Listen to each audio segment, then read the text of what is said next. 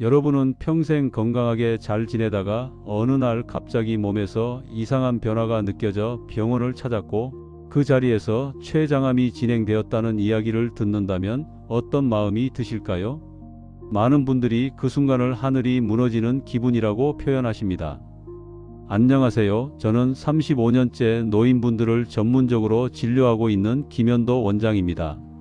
실제로 제가 진료실에서 만나온 분들 중에는 특별한 증상 없이 생활하시다가 뒤늦게 췌장에 이상이 발견된 경우가 적지 않습니다.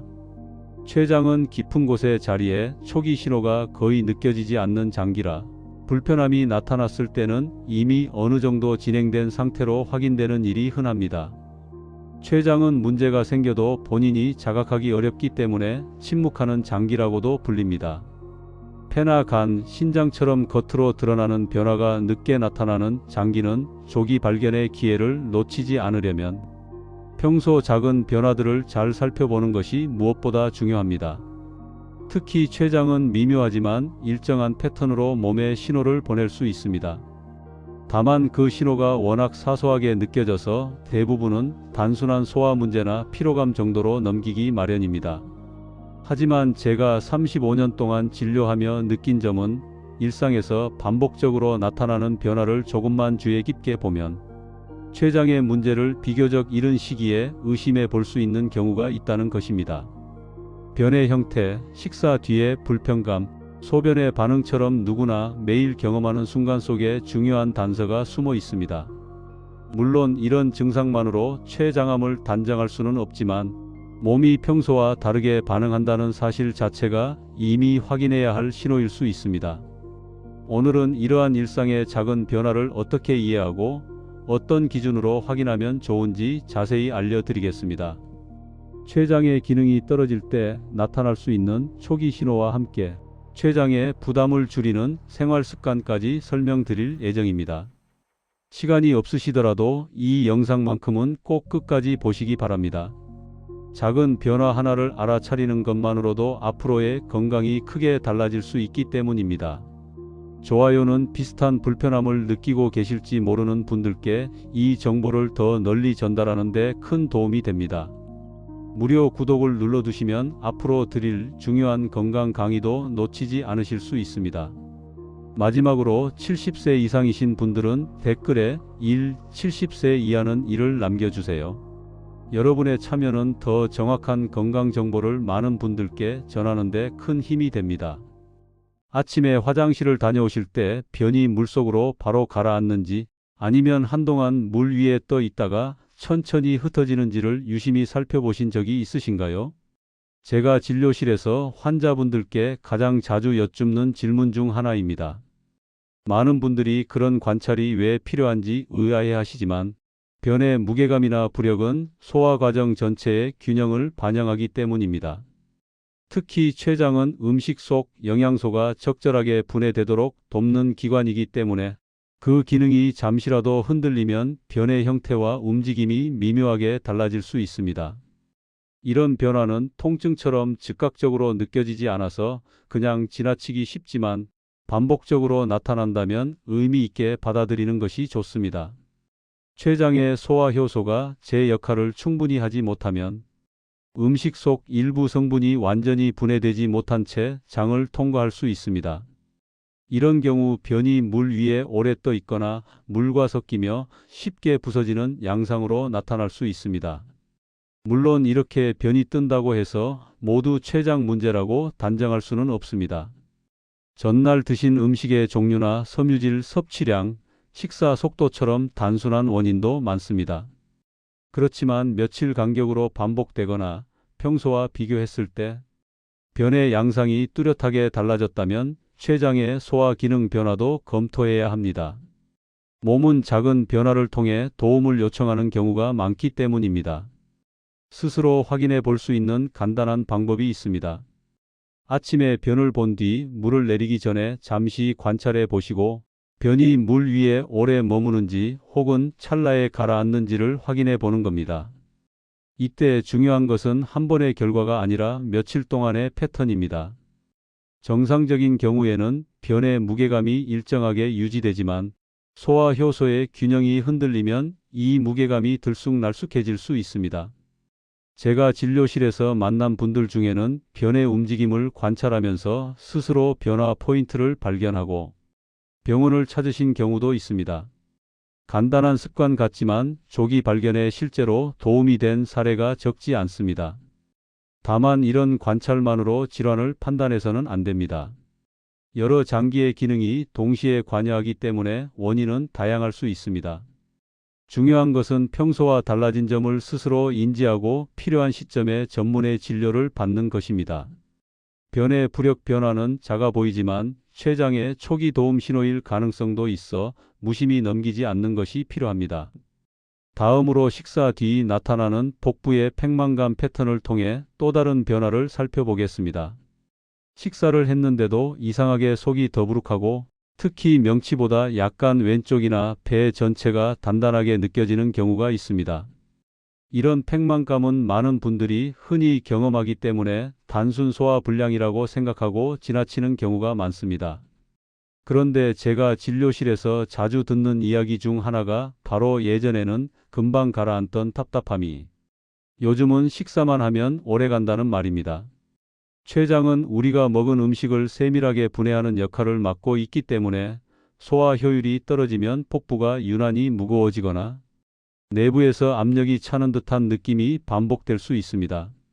이런 변화는 통증처럼 날카롭게 다가오지 않아서 오래도록 방치되기 쉽습니다.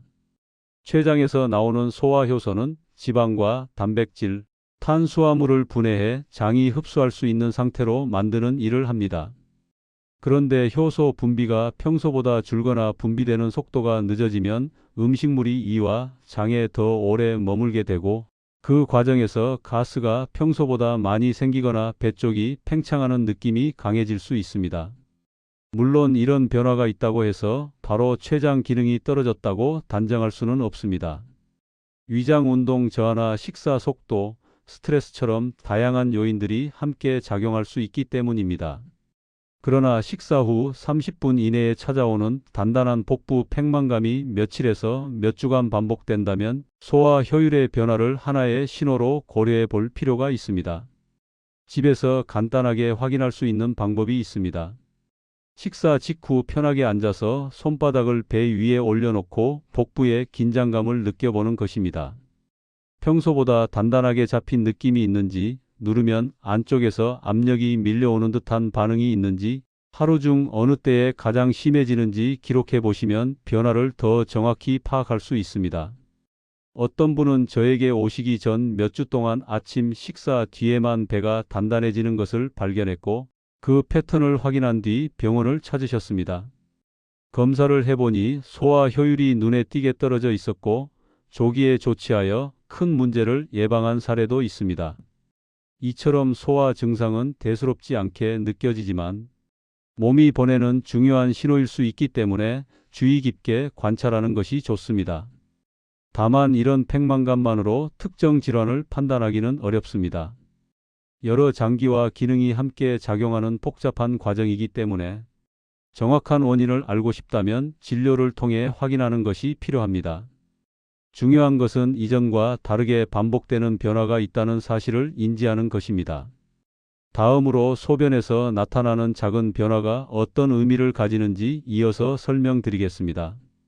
소변을 보실 때 색깔만 확인하시는 분들은 많지만 소변 위에 생기는 거품이 얼마나 오래 머무는지는 거의 살펴보지 않으십니다. 그런데 저는 진료실에서 소변 거품의 지속 시간을 종종 질문드립니다.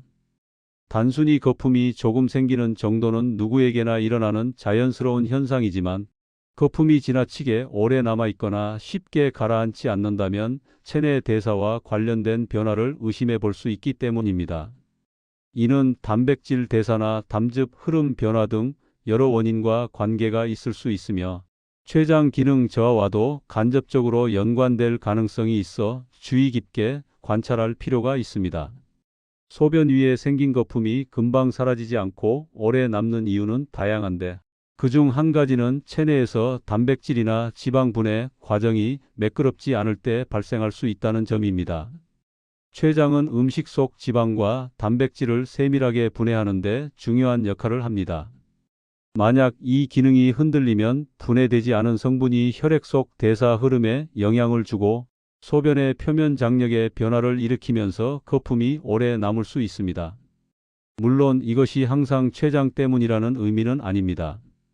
탈수, 식습관 변화, 특정 약물 영향 등 여러 요인이 함께 작용할 수 있습니다.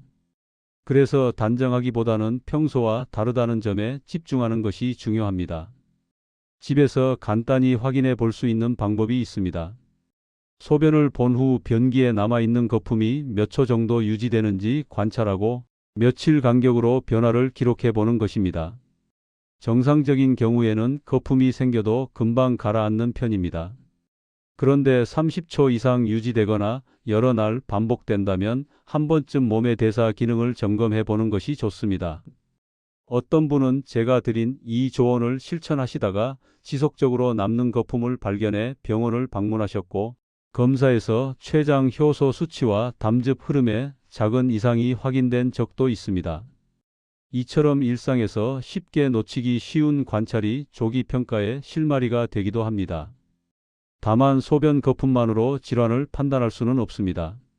하루의 수분 섭취량만으로도 거품량이 크게 변할 수 있고 전날의 식습관도 영향을 줍니다. 그래서 반복되는 패턴을 보면서 평소와 차이가 있는지를 확인하는 것이 훨씬 중요합니다.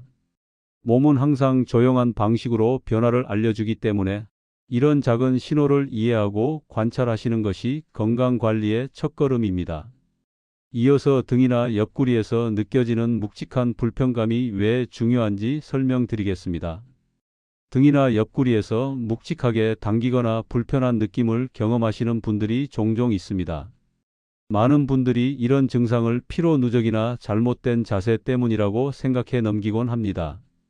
하지만 췌장은 우리 몸 깊숙한 후복막 공간에 자리하고 있어 문제가 생기면 앞쪽보다는 뒤쪽으로 신호가 전달되는 경우가 적지 않습니다. 그래서 초기 변화가 있을 때 등이나 옆구리 쪽으로 둔하게 번지는 불편감이 느껴질 수 있습니다. 통증이라고 하기엔 애매하고 근육통이라고 하기엔 지속 시간이 길어 판단하기 어려운 점이 특징입니다. 제가 진료실에서 자주 듣는 표현이 자고 일어나도 그대로예요. 혹은 움직이거나 쉬어도 크게 달라지지 않아요 같은 말입니다. 췌장에서 나오는 효소나 호르몬은 몸 전체의 소화와 대사에 관여하기 때문에 이 기능에 변화가 생기면 후복막 주변의 조직이 민감하게 반응할 수 있습니다. 이런 경우 뚜렷한 통증이 아니라 압박감처럼 느껴지는 경우가 많습니다. 췌장의 위치는 근육이나 척추와 매우 가깝기 때문에 근육통과도 쉽게 혼동됩니다. 그러나 근육에서 오는 통증은 움직임에 따라 강도가 달라지는 반면 췌장에서 기인한 불편감은 움직임과 크게 상관없이 일정하게 지속되는 경향이 있습니다. 물론 이 불편감만으로 췌장 문제라고 단정할 수는 없으며 신장이나 척추, 소화기 전체의 기능까지 다양한 원인이 함께 고려되어야 합니다.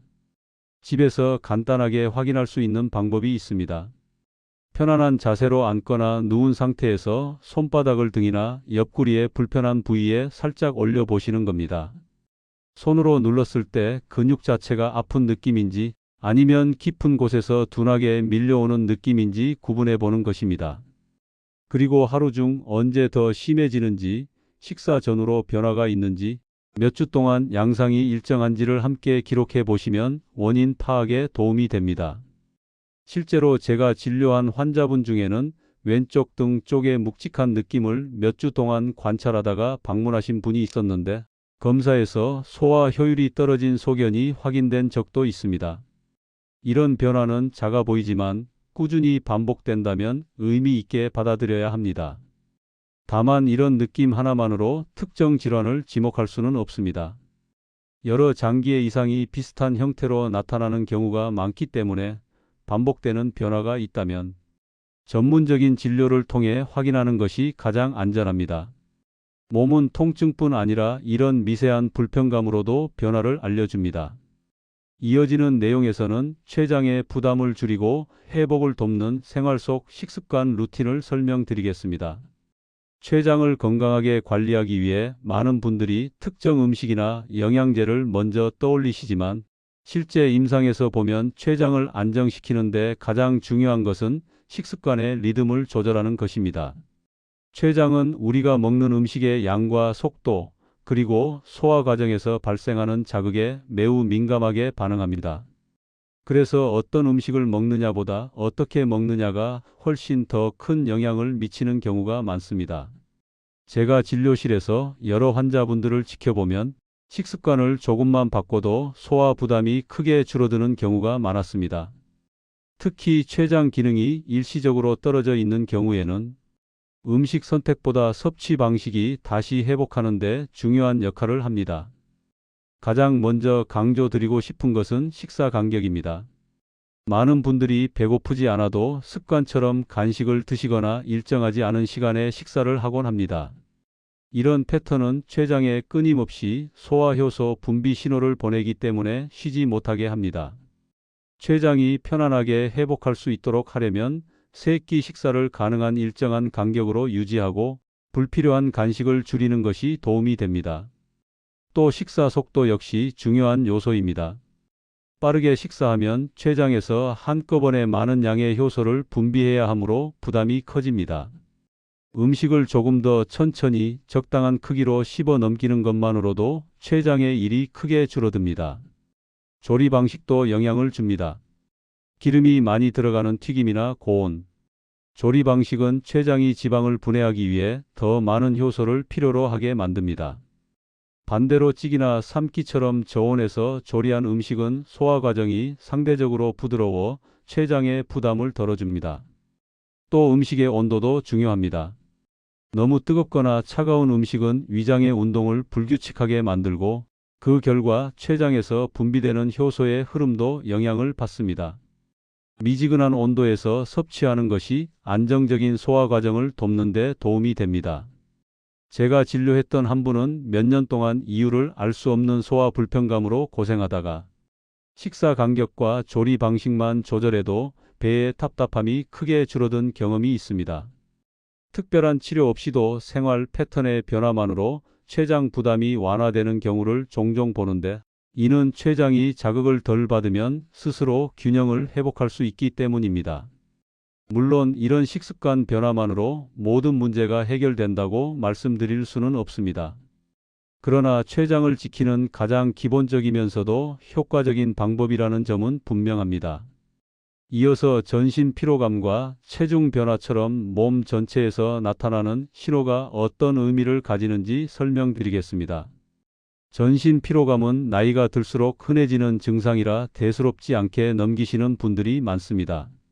하지만 제가 진료실에서 오래 관찰해온 바로는 평소 생활 패턴이 그대로인데도 이유 없이 피로가 깊어지고 체력이 눈에 띄게 떨어지는 경우에는 몸속 에너지 대사 과정에서 변화가 생겼을 가능성을 함께 고려해야 합니다. 췌장은 단순히 소화만 담당하는 기관이 아니라 음식으로부터 얻은 에너지를 어떻게 쓰고 저장할지 결정하는 데 중요한 역할을 합니다. 그래서 췌장 기능이 일시적으로 흔들리면 체력이 예전 같지 않게 느껴지거나 하루 종일 몸이 무거운 느낌이 들 수 있습니다.